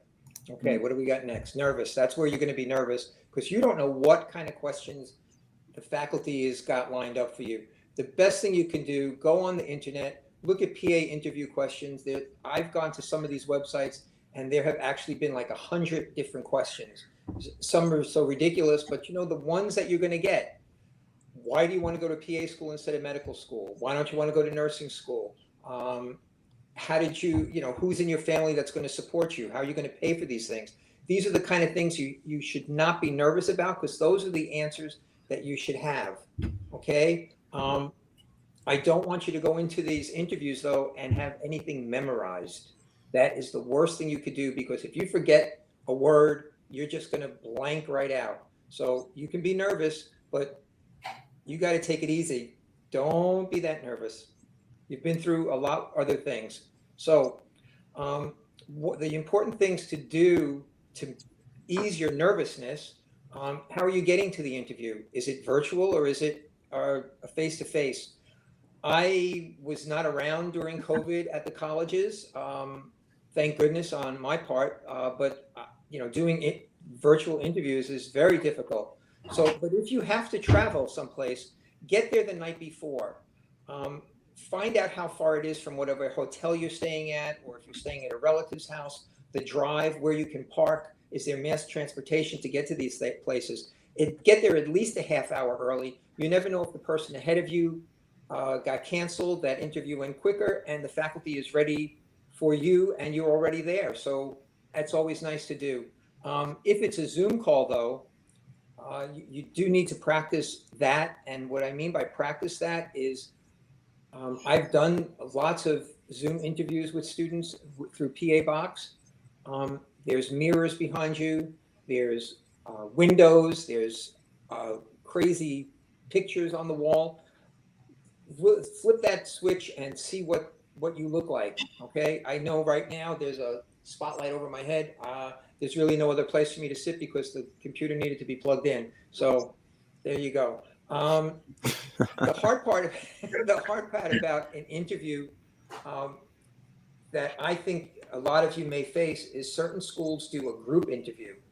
So what you would need to find out, is it a group interview? Some places will have a group interview with 5 or 7 students at a time with one of their own students as well as faculty, and then you go off to do other smaller interviews or maybe a tour of the school and the lab and this classroom, things like that. Those are the kind of questions you can write to the administrator. You don't have to ask the faculty. Those are the kind of things you can find out at one of these pre-PA kind of interviews that the schools do have. The other thing we did where I was, we had an exit interview, which is interesting because if you've had a lot of help doing your personal statement with your school that may have an essay writing committee that can look at it, they're going to look at this essay statement for content as well as how you write. Most of these obviously are typed on computers, so you don't have to worry about your penmanship. But they're, again, looking to see how well you have control of the English language. Unfortunately, in the United States, it is a country of many languages, but most of the classes are going to be taught in English. And you have to have a good grasp of the language. Okay. So obviously, you're going to want to put your best foot forward. Business attire is appropriate. For young ladies, I would tell you, I don't have to worry about my hair. Most of you guys are way younger than I am, so you do have to worry about your hair. None of this kind of fiddling around. Guys, if you want to goo it up, that's great. But touching your hair, touching your ears, touching your glasses, those are the kind of things that you're nervous about all the time. It's very distracting. And I will start looking at you, waiting for you to start picking your nose. And that's the last thing you want to do. You may want to practice just sitting on your hands, especially if you're from any ethnic background where you are very motion-wise moving your hands. So it sounds funny. it sounds funny, but these are the kind of things that I'm sitting across the table from somebody, and all they're doing is going like this the whole time, and I'm distracted. What's Okay. the worst like hair? What's the worst attire that you've seen? We had one young fellow show up in ripped jeans, a polo shirt, and flip flops. No, you didn't. Oh my goodness. Yes, if you got in. I doubt that you were his first choice of PA schools. I think that probably, hey, I got into PA school. Let me just go wing it. And the other thing, John, you bring up a very good point, because like when I was a preceptor for the York students, when I would go in there, especially when they were in their first 2 days into their rotation, they would be very nervous because I would go in there just to see what their skills were and getting a history from a patient. And you can see when they would be so nervous, it would reflect to the patient, because the patient can see that this student is not confident. So I knew that this student, I cannot tell the patient like, hey, they're going to stitch you up or they're going to do this right away. Eventually you would have to work with them. But that's one of the factors that I looked at, that how are you presenting yourself? Because when I was a student, there are times when I would be really nervous. For example, I'm very nervous with public speaking, things like that. But there's certain things that you have to overcome, right? And interview for me was a very, very big factor, but it's just something that you have to definitely practice. It is. You can practice with anybody, go. I think that's on the next slide. Get a whole list of some of those questions that can be done. Get one of your friends to sit across from you. Most of you guys are working in a medical type setting at this point, I would think, or at least you've shadowed somebody. If you've shadowed somebody, say, hey, can you spend a half hour with me and ask me these questions? We can practice. Most PAs, it's just the nature of the profession that besides the empathy and the compassion that we all have, we are teachers. And not only to teach our patients, we teach our students. And I've always had a student around me from when I first started practicing myself. So, and believe it or not, some of those students were medical residents. So practice with your questions. Again, look at what the most common questions are asked. Be ready for the off the wall question. I had one girl just stutter one time when I asked her what was the last book she read for fun, and she was just like, I don't read anything for fun. You do, you find something to read. Read it on the way on the subway over there. Okay. So one thing to kind of go over about what you guys said in terms of nervousness, a lot of people, a lot of pre-PAs, and it doesn't apply to pre-PA, it applies to everyone. When they're put in a certain situation, like an interview, a lot of people misjudge and don't give themselves enough credit in what aspect that they actually earned that interview. Mm-hmm. So, and they don't look at themselves as having the confidence to be there. I was put in a situation where I was interviewed one time for a PA school, and I felt that it wasn't an interview, it was an interrogation. I kind of went over this before, and I kind of made it known to him, listen, I honestly don't want to go to your school. Why? Because you guys are speaking to me in a way that you're making me feel like I don't deserve for me to be even to be speaking to you right now. I'm like, I got good enough grades. I've done my, an amount of research about this profession. I've done my patient care experience. You shouldn't be speaking to me like that. You should speak to me like a normal person. And at the end, I felt I was being interrogated. I made that known. I don't want to be in this program because of the way you guys approached me. Doesn't mean that I was being disrespectful. I was being respectful by showing them, listen, don't speak to me like that. I earned this interview, so speak to me accordingly. You're right. And a lot of people don't approach you with that regard, and that's why they're nervous. I'm not saying nervousness is not a part of the process. It is. But also understand that you deserve to be in a particular place. If someone thought, hey, I'm giving this person a chance to interview, just because they saw the raw material that you brought in front of them is enough to be seated there. So keep that in mind, guys. It's like going on a blind date with someone. When you guys pick who you're going to go on a date with, you look at their social profile. Someone obviously recommended them, Unless it's a real blind date. unless it's a real blind date, yeah. But this day and age, there's really no real blind dates. Everyone has social media. You're going through their social media accounts before you're on a date with them. But it's the same thing. That's what these admission committee members are doing. They're looking at your personal statement. They're getting to know you, and they're trying to figure out, okay, are we going to be married to this person for the next 2 years, or you're not worth their time. So definitely a good point. Okay. So I did mention about the young ladies with their hair and glasses, but young gentlemen, if there's any guys out there and a jacket, a shirt and tie, it's very appropriate to wear. You may not have a suit. You can wear khaki pants with a blazer. That's fine. Ladies, the same thing. A jacket, business casual is totally appropriate. Okay, none of the open buttons or ripped jeans.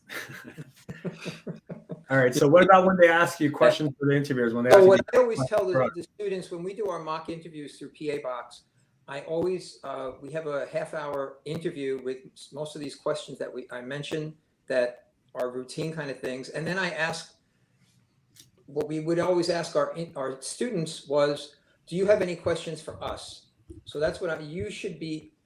I always laugh and I say to the student, this is where you reach into your jacket pocket and you pull out a 3x5 index card and say, oh yes, I've been looking through your program and these are the questions I have that I need specific answers for. So be prepared, at least with 1 or 2 questions. And I have a couple down here that I've asked about.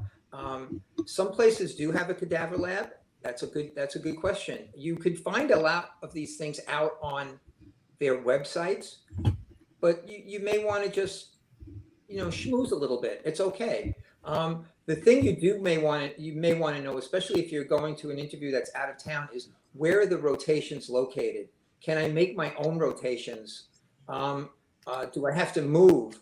One of the professors I worked with went to Stony Brook, and she did 4 or 5 of her rotations out near the hospital, and then they assigned her 5 or 6 rotations in New York City, and that's an hour-and-a-half drive if you're lucky. So she actually had to physically move. The pants rate is very important. We talked earlier about what their status is. If the program attains a pass rate of less than 85, they're not put on probation, but the program director has to justify what the status is of the program at that point. So nobody wants to get under that 85. If you've been accepted to a program and it was accredited when you got accepted, you are still eligible to take the NCCPA exam when you graduate. Right. Okay. If the program is put on probation at any point but was accredited when you started, it's good. Okay. The other thing you always talk about is the mission statement. You can always be very personal about that. All the schools have a mission statement, and that's what you want to know, that it goes along with your own moral code. Okay? Right. A lot of schools will put very nice little things up there, and then you walk around the place and it just doesn't match what you thought it was going to be. Okay. What do we got next there? All right. Okay. It's very nice. Make sure you know who your interviewers were. And this way you can send a note, whether you send them a little written note by regular snail mail or an email thank you note. It's very appropriate for you to do that. It gives you a little extra, oh, that student sent me a little note. Oh yeah, I remember them. And they may go back. I know I used to go back and see, make sure I reread their application. Okay. Do we have anything else on there? It's a nice gesture. Okay. So we're just going to go through some of the Q&As that we got from the Google form that a lot of you guys filled out, and then we'll go over some of the questions that you guys had and you dropped them in the chat. So what is considered an early application submission? Usually, like I said, from April when Caspa opens up until June, July. But again, it's very dependent on the program, based on the applicants that they're getting for rolling admissions and whether they fill their spots up or not. Go ahead. Let me give a little insight on that. So most schools do open up when Caspa opens up. Not all schools open up their admissions when Caspa opens up. Right. So I have seen some schools, for instance, Caspa opens up at the end of April, which is the 20th of April. Some schools start the application cycle in June. So meaning you can't even apply to them even though the application cycle has opened. You're not going to have the submit button for that particular program. So keep that in mind. I know it's a little off topic, but early submission for that particular school is going to be within maybe 3 months of that. Yeah, whenever they open up. Wow. So how do we list patient care experience if each program may count something for it versus one does not? Sorry, I just literally copy and pasted these. For example, a handful of consider medical interpreting as patient care, but others do not. So we kind of touched on that. As long as one program considers it as patient care, which is the optimal type of experience to have, then you list it as patient care. If the other programs are not going to accept it, then they're not going to accept it anyway. So hopefully that answers that. Can I add extra shadowing experiences, patient care hours after I have submitted an application for when I submit a different application later? So you can add new experiences, but you cannot go back and edit the ones that you already submitted. Yeah, so definitely something to keep in mind. So make sure you guys are ready and cross all your T's and dot all your I's. Right. With some schools, you may have to some schools are a little more lenient than others. They may be okay with you corresponding to them and proving to them that you've done more, etc. in between that time frame, but it's unlikely. Most of them just want you to. Yeah, but on Caspa, I think the question is on Caspa, you will. On Caspa, yes, you will not be able to edit that information after you submit it. You also have to remember on Caspa, if, as 𝙤𝙤𝙗𝙗 was talking about, if you have a class that's still pending, and you take it after you've submitted your Caspa application, you need to make sure that you send all the schools or whichever school required that course a transcript to that to that school separately. You cannot edit your Caspa application once it's submitted. Yeah, transcripts not at all. Yeah. Okay. At what stage of my application process can I best utilize myPAbox? As soon as you figure out to go to PA school process. As soon as you decide you want to be a PA. What was that? As soon as you decide you want to be a PA. Yeah. Basically.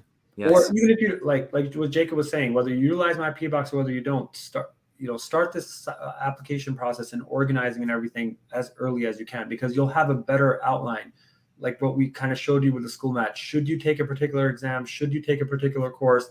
You don't want to sift through that later on, so definitely utilize it early.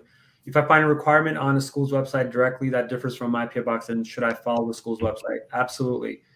School's website trumps myPAbox, obviously, but like what we went over, just hit that report button. If you come across something, just notify us. Jacob and I are the ones that manage all this.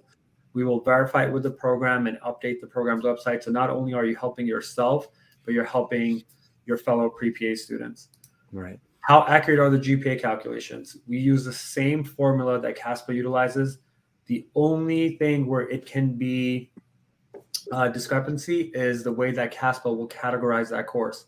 Now, when we did this presentation last year with Southern California, Caspa can make a mistake on categorizing your course as well. So for example, these are people that are categorizing this, right? So you add a subject category to a particular course and it could be wrong, which can throw off your calculation. Or when Caspa recategorizes it, they can categorize it as something else, which can throw off your science or your. I'll give a very concrete example. So this is one of the examples that the school that we had presenting us last year gave, and this is something I experienced by going over a transcript myself for a myPAbox subscriber. So the issue was the subscriber categorized his physical education course, like a gym class, under a science course because that's how it was labeled on Caspa. And meaning when you look at the categories. So however, and he got a in that course, but on myPAbox, physical education is not categorized as a science course. So his Caspa GPA and his myPAbox GPA was a discrepancy. Now, when I brought this to his attention, he went and spoke to Caspa, and they basically corrected it, saying, "Nope, it's wrong, meaning like the way that he entered their information is wrong. It's not a science GPA, the physical education course.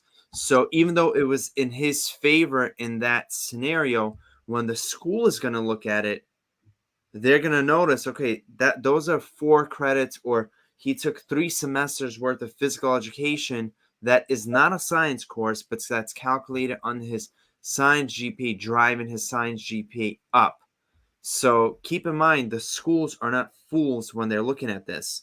So they're going to flip through this information and cross-reference and double-check that they know that Caspa makes these mistakes. So I know that you guys all think that Caspa is this like great system that doesn't have any errors, but there's plenty of errors that it makes. And their GPA calculation is very, very simple. They literally average all the courses that you've taken, whether you've retaken the course and got a high grade, they average everything together and give you one specific GPA, period.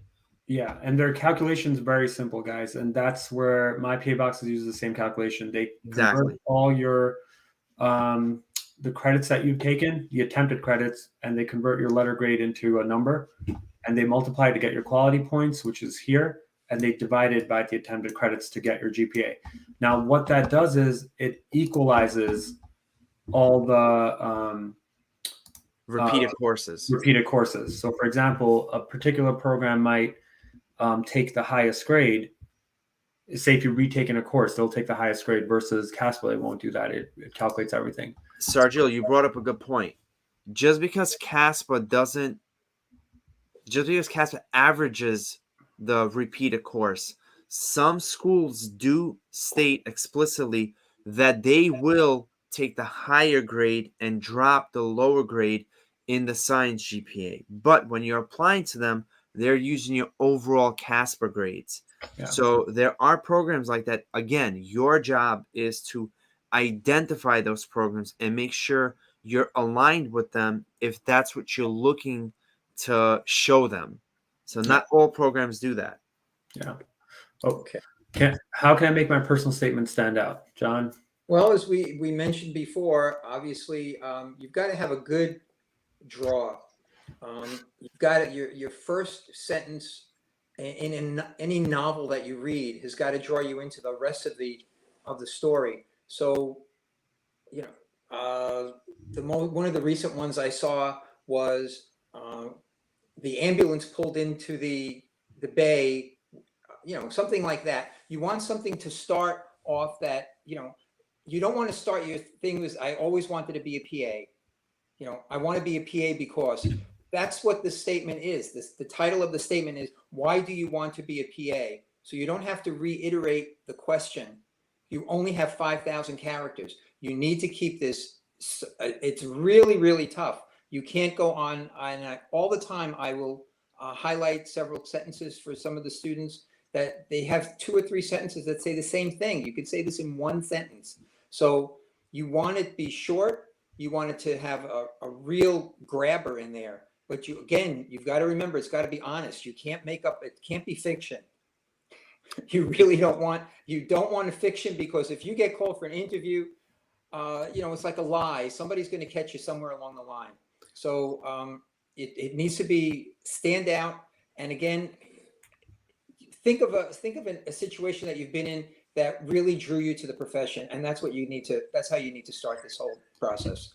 Can I sum it up in at least Sure. my opinion of what it should stand out as? What I think of it is everything that John just said, but if you make it a story, it has to be a story. You have to be able to capture your audience through a story. If you look at any good comedian or anything like that, they share their comedy through a story that captivates you. If you're able to do that, you're gonna probably come out. I'm not saying you might not have any errors in there, that or technical things. That's not a big deal.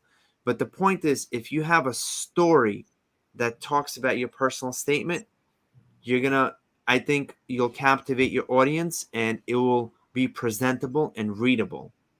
And that's a very good point. It's creating that narrative, right? And the other thing that I tell students during presentations is think about what that story is. If you cannot come up with a good story, then that means you need to go more on mission trips. You need to go possibly reach out to your local fire department and do a ride along in the ambulance.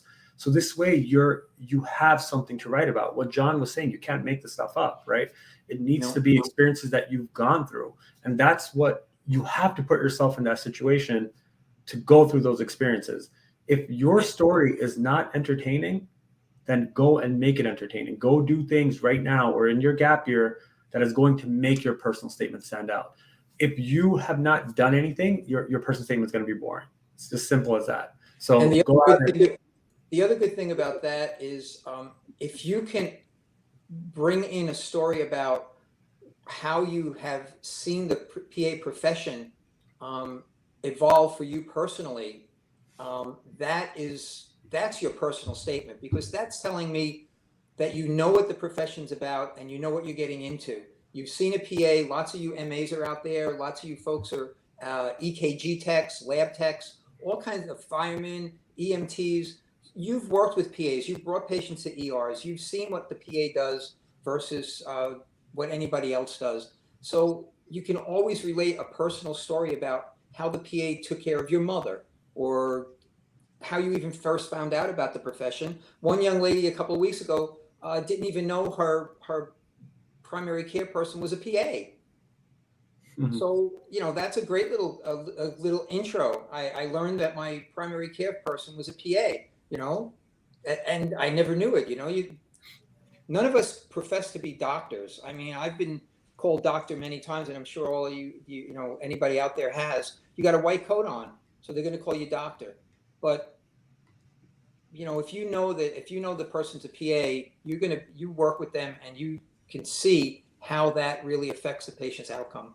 And that's the kind of statement you should make. Yeah. Story. That's where the story goes. Should I address my application weaknesses in my personal statement? It depends on what your weaknesses are. In my opinion, personally, if you've gotten one semester where you bombed, maybe it was your first semester, maybe you were getting married, maybe you had a baby, maybe somebody in the family was sick. Yes, that should be in there. That should be right up at, not the very first paragraph, but that should be in the beginning of your story, because you need to justify that, yes, these things happened to me. I was shipped overseas because of my job, or I was in the service. I didn't do well that semester. My family, there was somebody sick. I needed to pay more attention to that. Yeah, put that stuff in there, especially with the caveat at the end of that paragraph that I have learned from my, you're going to mea culpa. I've learned from my mistakes. I have learned how to study habits better. I've retaken the courses and I've gotten A's in them. So I can prove myself that I may have had weaknesses when I was 19 or 20 years old, but I do not have that. I'm not that same person. Okay, so that's got to be part of your story also. And you only have 5,000 characters. This is a tough thing to do. Yeah. What's our next one here? How would I be able to tell schools I've already applied to that and I'm a reapplicant? Okay. I would put into a statement, as I just was mentioning, that you have reapplied. You don't have to specifically say you reapplied, but you can change the vignette around and say that over the past year, I have had the opportunity to take higher level courses, because the program that you applied to reapplied to has your transcripts from before. They can pull them up from Caspa. They have the same personal statement. You don't want the same personal statement. You want a new one, because you want them to. They're going to read it, especially if you're in that little. Maybe you got an interview and you were on a waiting list and there was an issue. So now you want to come best foot forward. The story to the schools that you haven't applied to is going to be the same. It's going to say, I needed to take some classes. I redid this over the time period we had. And these are the things I have done more recently. Even though it's in your resume, you want to reiterate it, especially if it's more patient contact hours. So correct me if I'm wrong, John, just to kind of clarify that. You're saying, so if I'm a reapplicant, if I'm applying to the same schools again, don't blatantly say that I'm a reapplicant. Just kind of put in there what I've improved on or what I've done during that year. Exactly. Talk about what you've changed since the last cycle. Okay. They know you're a reapplicant. True. They can find that out. It's very easy. So for interviews. Okay, so the most common mistakes, obviously, are the nerves. Obviously, you draw a blank. You know, somebody's going to ask you, can you tell me about your weaknesses? Or can you tell me about a time when you didn't think you were going to make it through school? And you just sit there and you go, yeah, it's tough, but don't make any noise. Try to be quiet when that happens and just look pensive and answer the question. These are not tough questions. And if you do practice some of your interview skills, you will have some of these things most of the time. But again, how you present yourself physically. I've had students that have started to get hysterical crying during their interview. You know, right.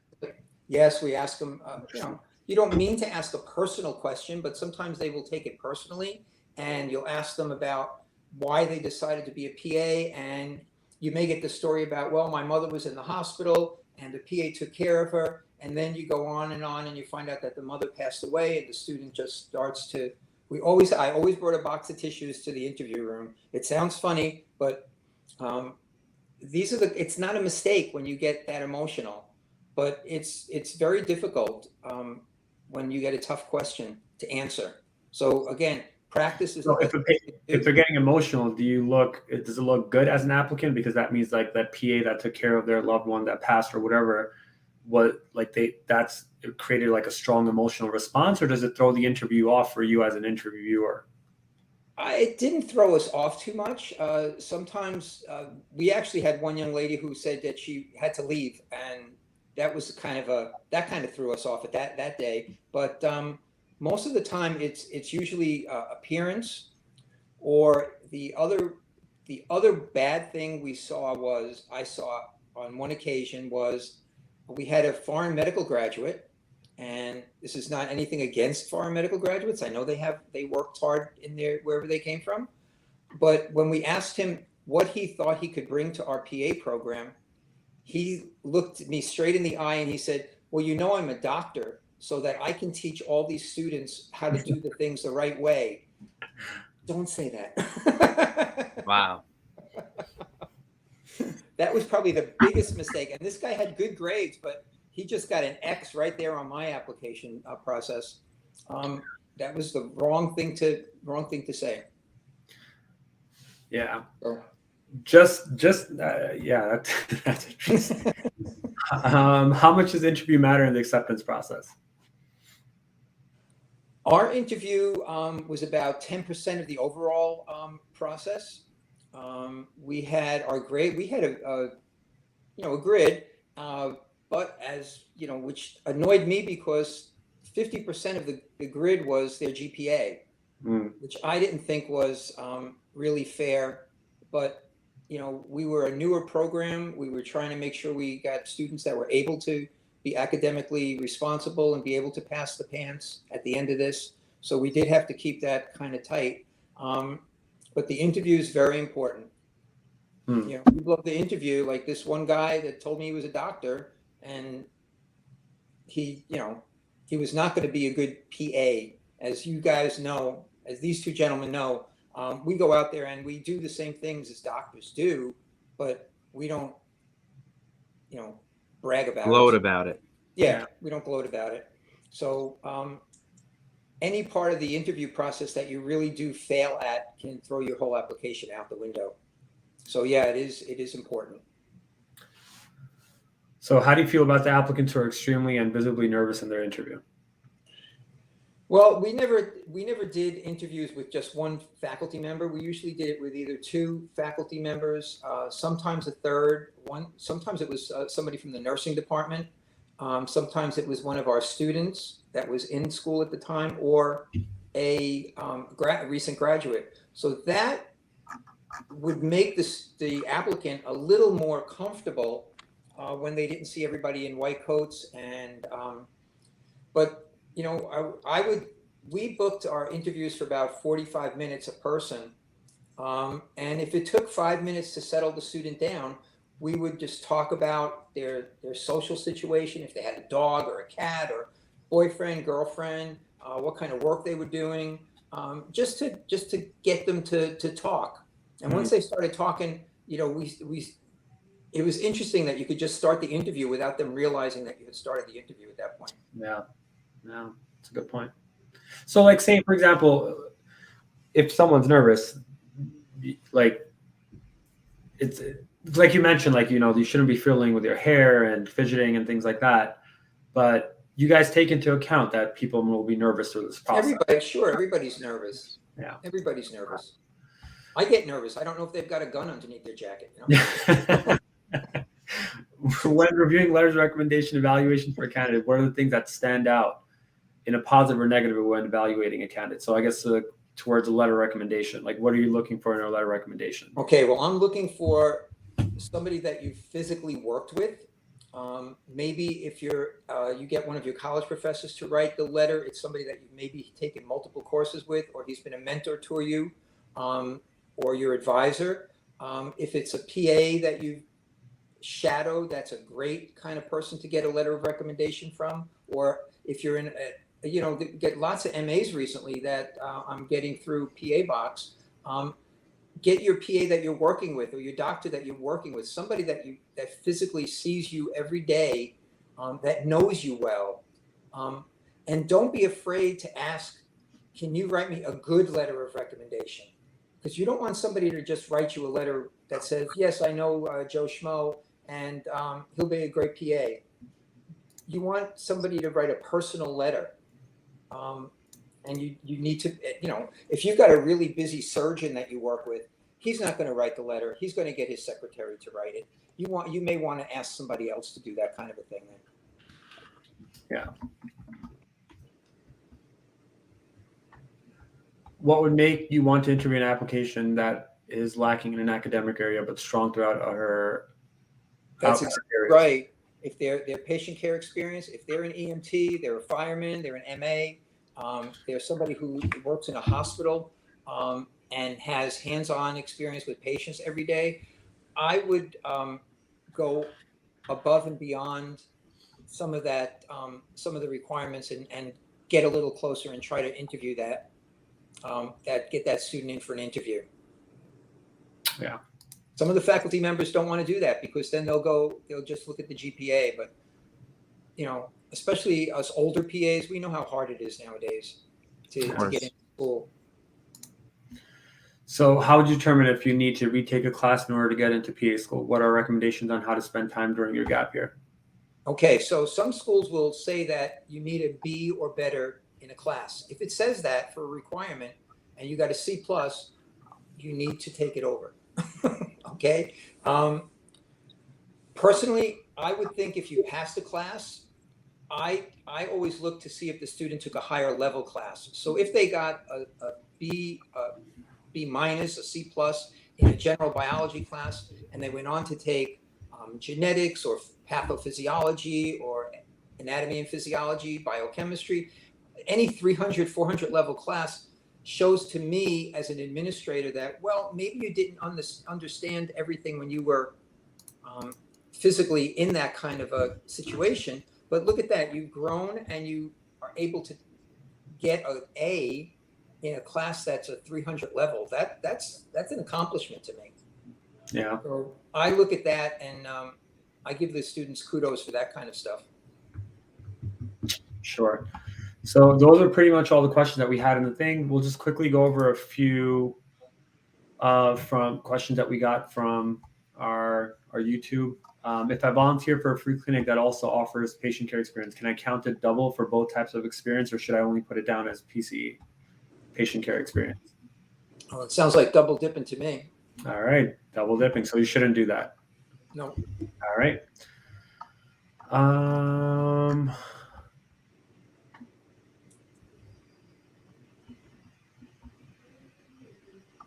how do you find the state body? You just Google it. Type in the PA organization for your state. Right. Exactly.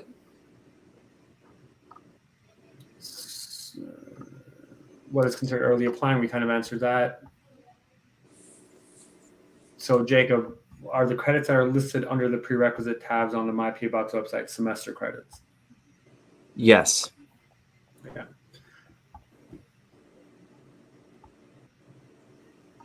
All right. All right. So would you say that a person applying with pending prerequisites is at a disadvantage or less likely to get looked at? I have made sure the school allows pending courses. I think absolutely not. It's just the timing of the courses that you've taken. Yeah, if the school allows it, there is so if the school allows it and you're within the number of courses that they allow to be pending, there's no negative about that. Right. And you're able to finish it within the time frame and the minimum grade that some schools want. Like, I'll give you guys an example. Some schools require a minimum of C for all their courses, but if you're having a pending prerequisite, so you submitted your application, you still have a course pending or two, they may say for that particular requirement, you may need a B-. Yeah. So they may have a higher grade requirement for the pending prereqs. But is it a disadvantage? Absolutely not, if it's allowed. Okay, sometimes we would give a student a conditional acceptance, Right. if they had a course that was still pending.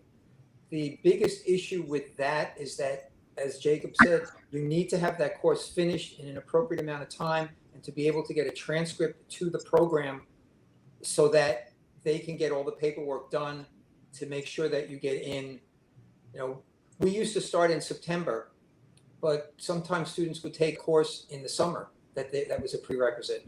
That's a really tight issue, especially if you're going to get your bachelor's degree awarded because of that summer class. Your degree is really not awarded until September.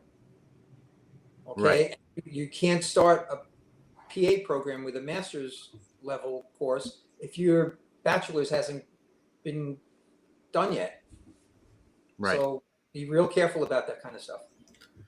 Does myPAbox offer essay help? Yes, we do. We do mock interviews, personal statement, and even Caspa descriptions. So if you guys need to do that, you can just visit the website. Can women wear an appropriate dress? Absolutely. I'm guessing that it may be she's asking about some religious issues, and that's obviously very appropriate. Or so you shouldn't be wearing like a summer dress.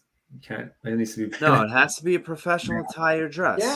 You're going to be talking to people, out there at a real job. So what is a polite way to ask about a provisional accreditation or low pants rate? Just ask. Just ask. Just ask. You can find this stuff out. You can find that stuff out online before you even go. So, you could go in there and say, I've noticed that you're on a provisional status. What's the issue? What's the situation? Why do you have a provisional status, and why is your pants rate so low compared to the national average or to the prior years? Right. Yeah, there's nothing wrong with asking. That's your time to shine. Is it appropriate to bring a pen and paper to the interview, like to write down interviewers' names? I don't think you have to bring it into the interview room with you or that situation. You can always go back to the front desk at the college and say to the secretary or who's ever at the desk, what was the name of the two fellows or the two faculty members that I just interviewed with? I just want to make sure. That's all. So a program has a 5-year limitation for prerequisite classes. All of my sciences are within 5 years, but the English sociology courses are 6 or 7 years. Would you recommend to still apply? I would say no, because if they have a limitation and that English and sociology is a prerequisite for that program, then they're going to reject it. Right. So if you're asking a general question and they have a general 5-year limitation on all the prereqs, then yeah, you have to retake them. Some schools do specify that all science prerequisites need to be taken within 5 years. So in this scenario, your English and sociology courses don't fall into that minimum requirement. So that is okay. But in a scenario that all prereqs courses have to be taken within a certain time frame, and yeah, you must be in that, you must fulfill that requirement. So you would need to retake it. All right. So I think those are all the questions. So thank you guys for joining us. I know we're about to hit close to 2 hours, so we're going to end this here. This will be on replay on YouTube and on our Facebook, but please do subscribe and follow. We're going to be starting to make a lot more content on YouTube. If you guys have any questions, feel free to DM us. And good luck on this application cycle. And we're looking forward to seeing you be coworkers with us one day. So, God willing. Okay. Good luck, folks. Have a good night, guys.